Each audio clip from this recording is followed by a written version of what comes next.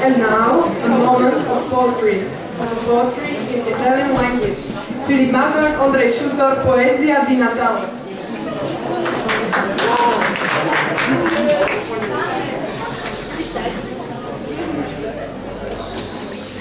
Poesia di Natale. È la festa di un bambino nato senza uscita. E la paglia è stato posto senza nulla addosso. Per questa è riscaldato dal lume e l'aspello. Il Papa, un po' stupito, si era messo in cammino. Non pensava, non credeva, così presto non l'attendeva.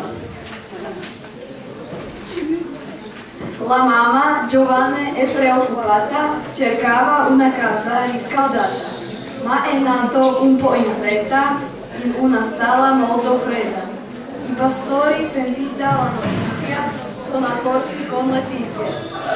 Han portato piccoli doni, tante uova, un po' di latte e dei biscotti buoni. In cambio dell'aiuto, un sorriso hanno ricevuto. Dalla mamma e dal papà, finalmente pieni di felicità. Tutto il mondo ancora ricorda questa nascita un po' strana. Un piccolo fanciullo indifeso e senza nulla ha portato tanta gioia in una notte buia.